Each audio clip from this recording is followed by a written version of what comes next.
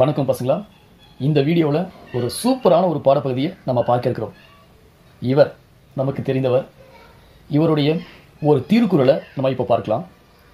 நீர் இன்று அமையாது உலகெனின் யார் யார்க்கும் வான் இன்று அமையாது ஒழுக்கு.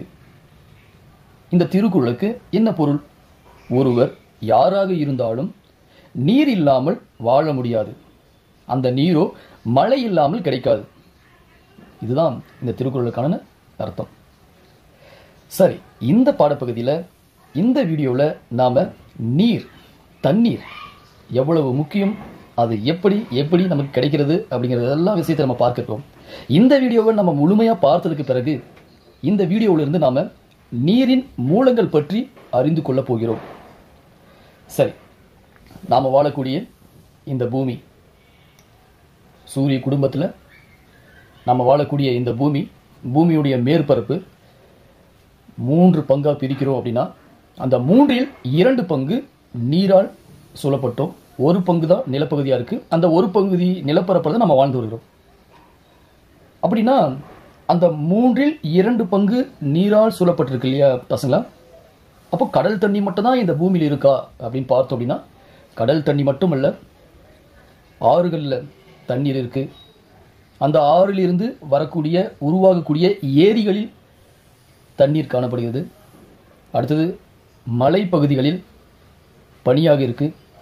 அந்த பனி உறைந்து பனிக்கட்டியாகவும் தன்னுடைய மாற்றம் அடைஞ்சுக்கணும் இருக்குது. அப்புறம் தொடர்ச்சியாக சூரிய ஒளி தண்ணீர் மீது பட்டு அது ஆவியாகி வளிமண்டலத்தில் நீரானது நீராவியாக மாற்றம் அடைஞ்சு மேகங்களாக இருக்கிறத நம்ம பார்த்துருக்குறோம்.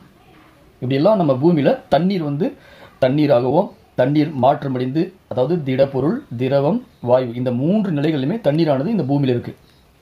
அதனால தான் புவியினுடைய மேற்பரப்பை 3 பங்குகளாக பிரிக்கும் போது 2 பங்கு நீர்னும் 1 பங்கு நிலம்னு நம்ம சொல்கிறோம்.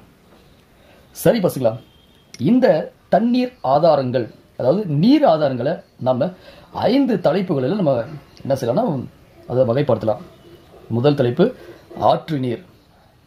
இரண்டாவதாக அந்த ஆறு போய் சேரக்கூடிய கடல் நீர். மூன்றாவதாக அந்த ஆற்று நீர், கடல் நீருக்கு முன்னதாகவே இருக்கக்கூடிய நிலத்தடி நீர்.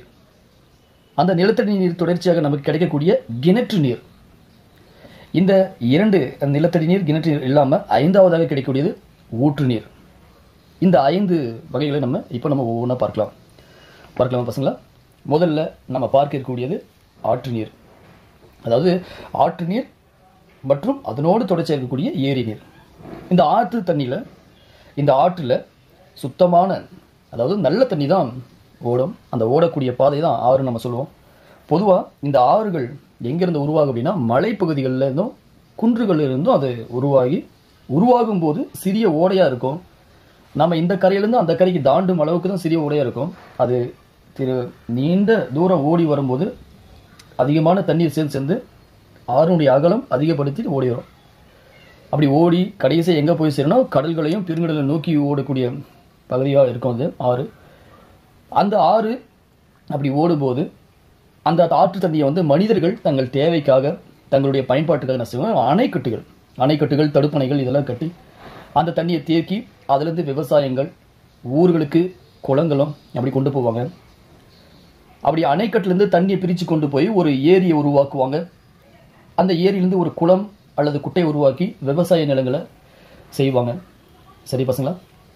சரி, அதை நம்ம இப்போ ஒரு பட விளக்கமாக நம்ம பார்க்கலாமா பசங்களா? அந்த ஆற்று நீரானது எப்படி உருவாகுது அப்படின்னா, நம்ம எடுத்துக்காட்டுக்காக நம்ம இங்கே 2 மலை குன்றுகளை மட்டும் நம்ம வரைஞ்சிருக்கிறோம். இந்த மலையினுடைய உச்சி பகுதியில் சிறிய ஓடைகளாக இருக்கும். அந்த ஓடைகள் எல்லாம் ஒன்றா சேர்ந்து ஒரு பெரிய கால்வாயை உருவாக்கும். ஒரு ஆறு உருவாகிறது ஒரு மலை குன்றுகளிலோ பெரிய மலைகளில் தான் அது தொடங்குமே. அப்படி அங்கே தொடங்குற இடத்துல பார்க்கும்போது சின்ன காவாக்கள் தான் உருவாகி பெரிய இடத்துல சேரும். அப்படி உருவாகி அப்படியே வரும்போது பள்ளத்தை நோக்கி தான் ஓடி வரும். பொதுவாக ஆறுகள் கடல்களையோ பெருங்கடலை நோக்கி தான் ஓடும் இல்லையா பசங்களா? அப்படி ஓடி வரும்போது இந்த ஆற்றினுடைய தண்ணியை நம்ம என்ன செய்கிறாங்க அப்படின்னாக்க, பழைய காலத்தில் விவசாயத்திற்காகவும் மற்ற பயன்பாடுக்காகவும் அந்த ஆற்று தண்ணியை இப்படி மடக்கி சிறிய கால்வாய் மூலயமா கொண்டு வந்து ஏரியை உருவாக்குவாங்க.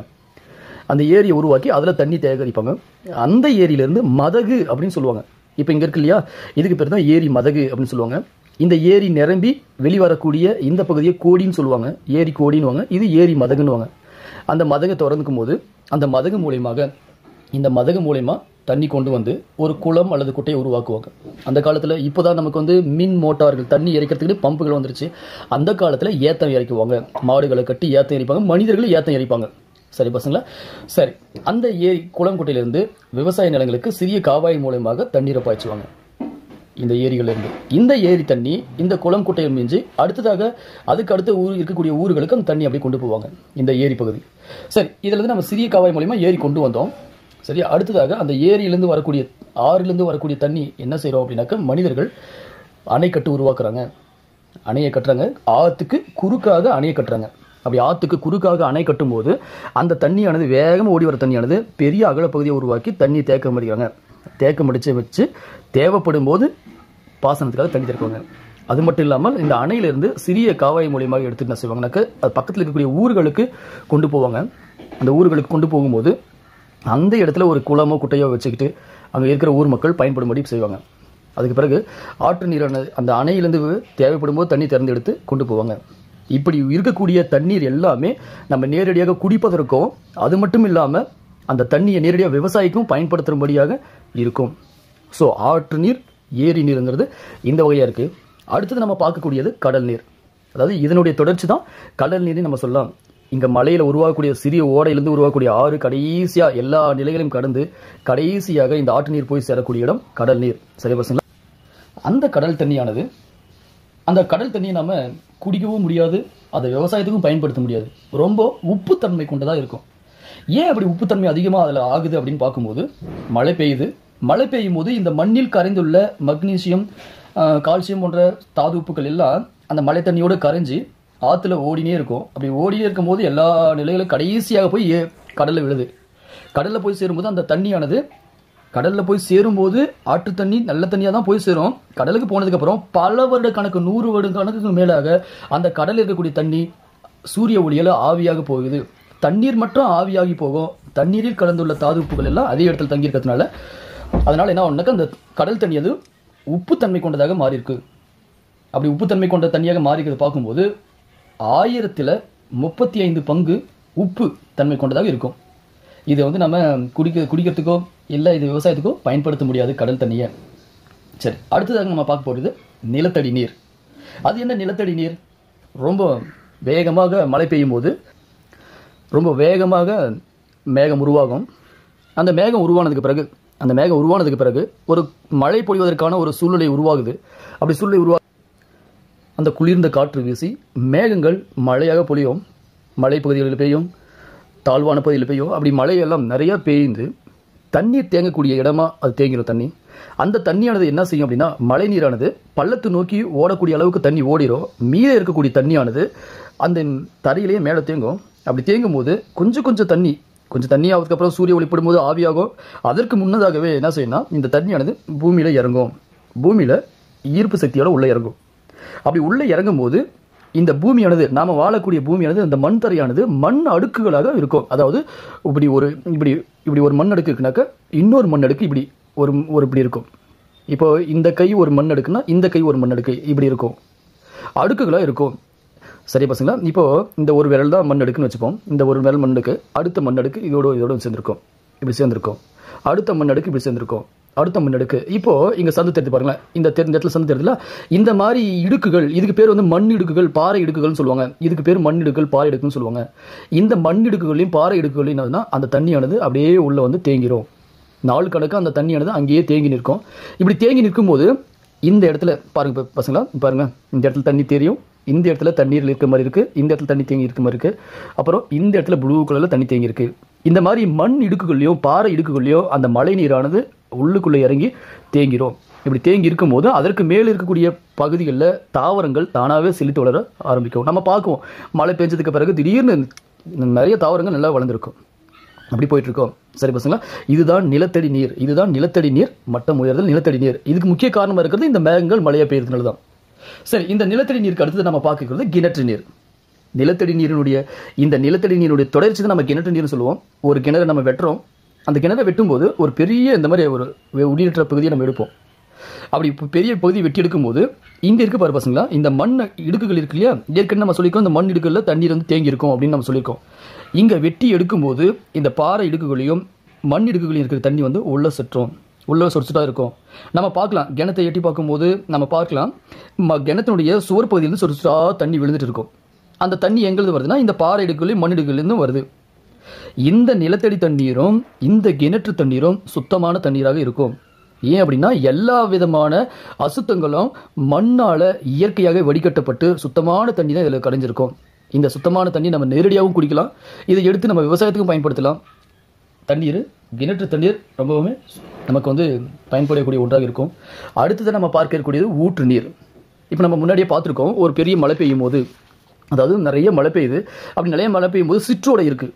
இந்த சிற்றோடை எப்படி உருவாகுது அப்படின்னா இந்த சிற்றோடைக்கு மேலே இருக்கக்கூடிய பாறைகள் இருக்கும். அந்த பாறைகளில் வந்து மழை தண்ணியானது ஒரு பாறையும் இன்னொரு பாறையும் முட்டிக்கிட்டு இருக்கும்போது அதுக்குள்ளே கொஞ்சம் தண்ணி தேங்கி நிற்கும். அந்த தண்ணியானது நாளுக்கு நாள் பாறைகள் அழுத்தம் கொடுக்கும்போது, வெயில் காலத்தில் குளிர்காலத்தில் மாறி மாறி பாறைகள் விரிவடைந்து திரும்ப சுருங்கும் போது அழுத்தம் கொடுக்கறதுனால அந்த பாறையிலிருந்து உருவாகக்கூடிய தண்ணீர் தான், அது ரொம்ப குறைவாக தான் வரும், ஆனால் ரொம்ப சூப்பரான தண்ணி சொல்லலாம். அந்த தண்ணிக்கு தான் ஊற்று நீர்னு பேர். அதில் நிறைய தாது உப்புக்கள், அதே போல் நிறைய உப்பு சத்துக்கள் இருக்கும். பொதுவாக நம்ம வந்து அந்த ஊற்று நீரை வந்து என்ன சொல்லுவாங்கன்னாக்க மலைகள்லேருந்து சுனை நீர், நம்ம என்ன சொல்லுவோம் அருவின்னு கூட சொல்லுவாங்க. அந்த அருவி தண்ணியிலேருந்து குடித்தா நமக்கு வந்து உடல் ரொம்ப சூப்பராக இருக்கும் அப்படின்னு அவங்க சொல்லுவாங்க. காரணம் அந்த தண்ணியில் அதிகப்படியான தாது உப்புக்கள் மூலிகை இதெல்லாம் கரைஞ்சி மேலேருந்து ஃபால்ஸில் வந்து குடிக்கிறதுனால நமக்கு ரொம்ப நல்லா இருக்கும். சரி பசங்களா, இந்த பாடப்பகுதியை நம்ம பாடத்தில் படிக்கலாம். வாங்க 2 நீர். வாங்க பசங்களா, நம்முடைய பாடப்பகுதியை நம்ம படிக்கலாம். சரி, இந்த இடத்துல நம்முடைய பாடப்பகுதி நம்ம படிக்க இருக்கிறோம்.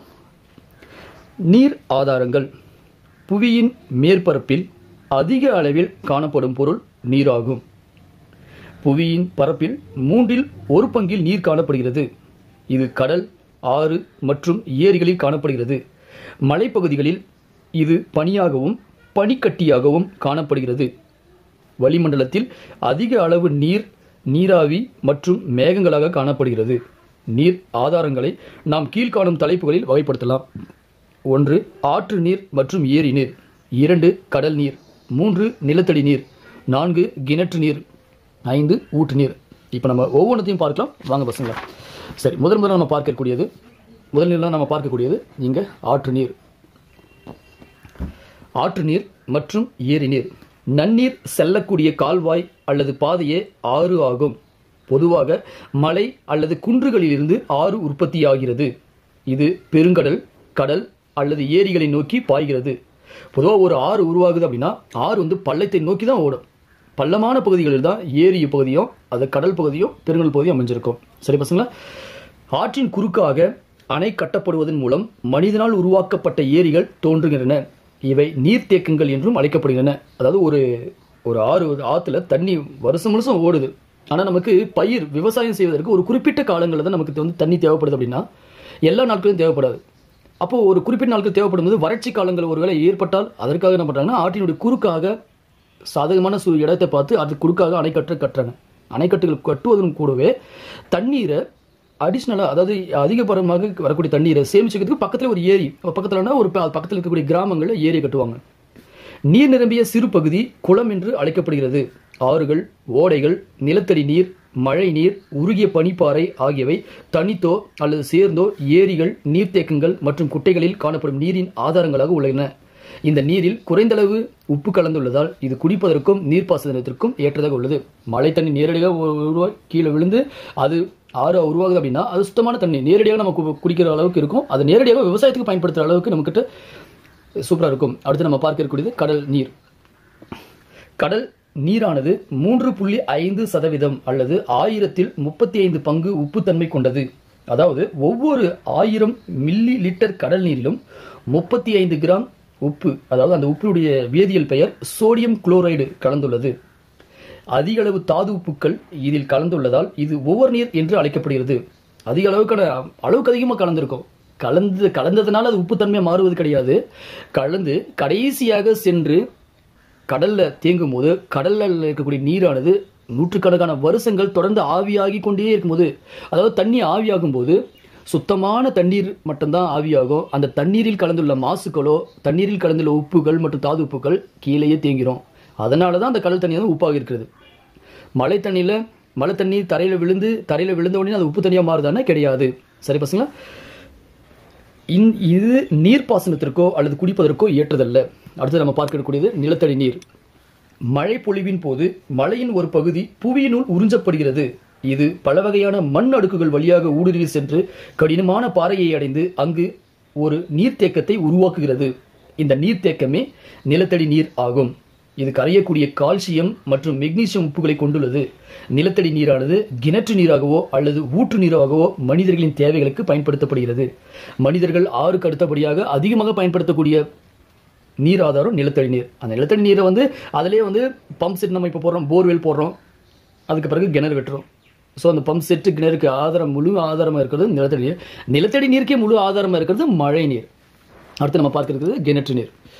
கிணற்று நீர் புவியின் மேற்பரப்பை ஆழமாக தோண்டும் போது அங்கு உள்ள பாறைகளுக்கு மேலாக நீர்த்தேக்கங்கள் காணப்படுகின்றன. கிணற்றின் ஆழம் இடத்திற்கு இடம் மாறுபடும். ஆமாம், ஒரு மலை பகுதியில், அதாவது மேட்டு நிலங்களில் தண்ணீர் வந்து ரொம்ப ஆழத்தில் இருக்கும், ஒரு பள்ளமான பகுதியில் தண்ணீர் வந்து மேலே இருக்கும். அப்போ இடத்திற்கு இடம் வந்து கிணற்றுடைய ஆழம் மாறும், அதே போல் தண்ணியுடைய டேஸ்ட்டும் மாறும். இப்போ தொழிற்சாலைகள் எல்லாம் தொழிற்சாலைகள் நிறைய இருக்கிற இடத்துல தண்ணீர் கொஞ்சம் உப்புத்தன்மை கொண்டதாக இருக்கும். தொழிற்சாலைகள் இல்லாமல் காட்டு பகுதிகளில், விவசாய நிலங்கள் பகுதிகளில் ரொம்ப சுத்தமான தண்ணி கிடைக்கும். மண்ணின் தன்மைக்கேற்ப கரையக்கூடிய மாசுகள் கிணற்று நீரில் காணப்படுகின்றன. அடுத்ததாக நம்ம பார்க்கக்கூடியது ஊற்று நீர். கடைசியாக நம்ம பார்க்கக்கூடியது ஊற்று நீர். சில நேரங்களில் பாறைகளின் அடியில் தேங்கியுள்ள நீர் அவற்றின் மீது அதிகம் அழுத்தம் கொடுத்து புவியின் மேற்பரப்பில் ஊற்றாக விடுகிறோம். அதாவது வெயில் காலத்தில் அந்த பாறைகளானது கொஞ்சம் விரிவடைந்த நிலையில் இருக்கும். குளிர் காலத்தில் பாறைகள் சுருங்கும் போதும் ஒரு பாறை இன்னொரு பாறையும் அழுத்தம் கொடுக்கறதுனால அந்த பாறைகளுக்கு இடுக்கில் இருக்கிற தண்ணீரானது சொட்ட ஆரம்பிக்கும். ஒவ்வொரு சொட்டும் சேர்ந்து ஒரு பெரிய பாதையை உருவாக்கி அந்த பாறையினுடைய இடுக்கிலிருந்து விழக்கூடிய தண்ணீர் நம்ம என்ன பண்ணுவோம்? ஊற்று நீர், சுனை நீர் அப்படின்னு நம்ம சொல்லுவோம். பொதுவாக ஊற்று நீரானது உப்புகள் மற்றும் தாதுப்பொருட்களை கொண்டிருக்கும். ஆனால் இதில் மாசு காணப்படாது. கண்டிப்பாக ஒரு துளி மாசு கூட இருக்காது, சுத்தமான தண்ணி இருக்கும். அப்படி நேரடியாக நம்ம வந்து குடிக்கலாம். காட்டில் இருக்கக்கூடிய விலங்குகள், காட்டில் வாழக்கூடிய சூழ்நிலை ஏற்படும் போது அந்த தண்ணீரை நேரடியாக நம்ம குடிக்கும்போது நமக்கு நிறையவே பலன்கள் கிடைக்கும். சரி பசங்களா, அடுத்த பாடப்பகுதியில் நீர் சுழற்சி, இந்த பூமியில் இருக்கக்கூடிய நீரானது எப்படி ஒரு நிலையிலிருந்து இன்னொரு நிலைக்கு மாறுது அப்படிங்கிறதையே நம்ம பார்க்க இருக்கிறோம். பாய் பசங்களா.